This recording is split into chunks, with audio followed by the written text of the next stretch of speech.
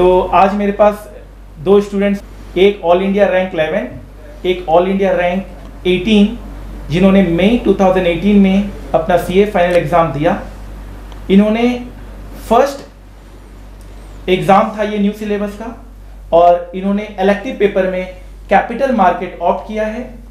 तो बहुत सारे लोगों का क्वेरी रहता है कि कैपिटल मार्केट हम क्लियर कर पाएंगे कि नहीं कर पाएंगे, या हमें लेना चाहिए कि नहीं लेना चाहिए। तो आपके सामने मैंने दो स्टूडेंट्स को खड़ा कर दिया है जिन्होंने कैपिटल मार्केट लिया भी, और जो खड़े भी हैं, जो रैंक होल्डर बने हैं, और फर्स्ट अटेम्प्ट में इन्होंने क्लियर किया है। और डेफिनेटली एसएफएम के जो कॉन्सेप्ट्स हैं वो उसमें काफ़ी मदद रहा होगा कैपिटल मार्केट का पेपर।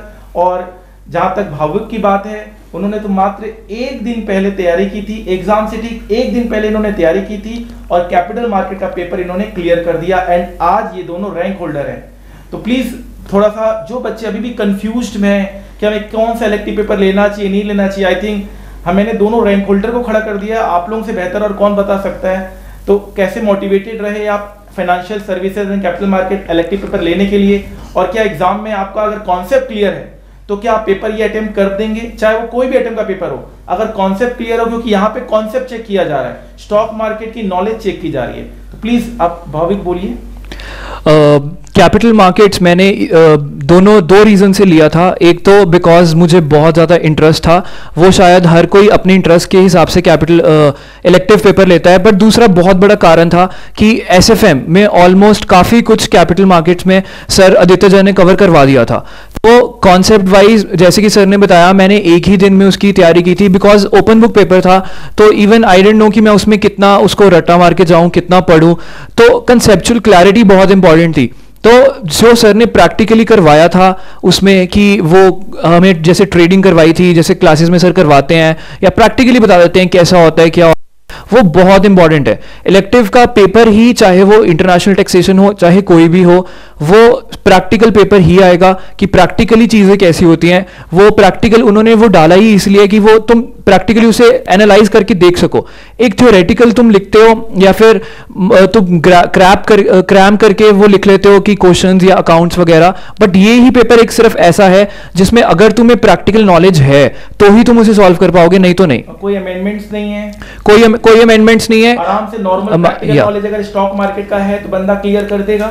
यस डेफिनेटली बिल्कुल भी नहीं। प्लीज आप भी थोड़ा कहें।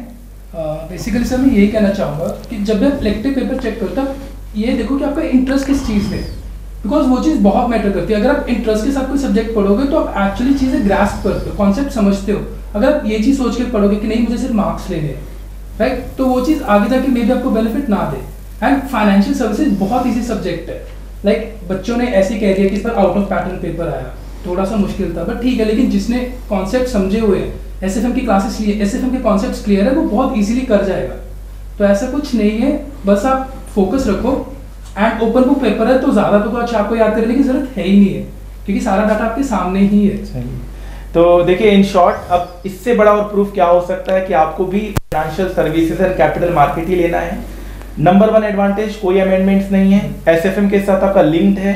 एसएफएम डेफिनेटली स्कोरिंग है, एक का 81 आया, एक का 86 आया है, तो आप सोच सकते हैं। और हमारे स्टूडेंट्स का 100 आउट ऑफ 100 आया है, तो एसएफएम इज स्कोरिंग, तो आपका कैपिटल मार्केट भी स्कोरिंग होगा। हाँ, मैं नहीं कहता एक दिन की आपको तैयारी करनी चाहिए, आई थिंक बिकॉज इनके पास टाइम भी नहीं था, और there was some issues because ये सीएस भी कर रहे थे ये, और टाइम की कमी थी, तो इसलिए इन्होंने एक दिन में अपने कॉन्सेप्ट के बलबूते इन्होंने क्लियर किया। बट कॉन्सेप्ट के साथ साथ तैयारी भी होनी चाहिए, प्रॉपर आपको गाइडेंस लेनी चाहिए, जो हम लोग क्लासेस में देते हैं, जिस तरह से हम बताएंगे उस तरह से आपको करना होगा। बट अगर करियर फाइनेंस में बनाना है, अगर investment banking, mutual fund, stock market में जाना है, तो आपको मस्ट है। उसके बाद आपको कुछ सोचना ही नहीं है। देखिए, टैक्स, मैं हमेशा बच्चों को कहता हूँ, टैक्स अकाउंट ये तो आप ही का है, कोई आपसे छीनने वाला नहीं है। कोई ना एमबीए आने वाला है, ना कोई इधर उधर वाला आने वाला है। फाइनेंस ऐसा करियर है जो हमें अपनाना पड़ेगा, बिकॉज अभी भी सीए में बहुत सारे लोग हैं जो फाइनेंस के प्रति प्रेरित नहीं होते, उनको पता है नहीं कि फाइनेंस एक करियर है।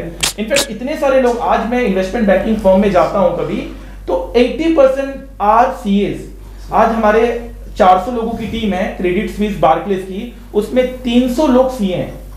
तो आप सोच सकते हैं हमें, लेकिन ये अवेयरनेस इसलिए नहीं होता क्योंकि हमें वो इससे पढ़ाया नहीं जाता, सिखाया नहीं जाता। तो आई थिंक इससे बड़ा प्रूफ और क्या हो सकता है, दोनों आपके सामने हैं।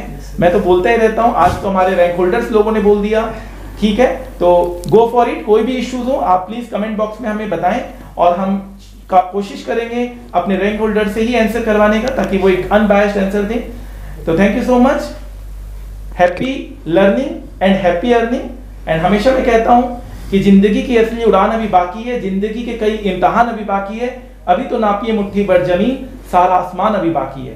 तो बिल्कुल घबराइए मत, मन के हारे हार, मन के जीते जीत, हिम्मत रखिए।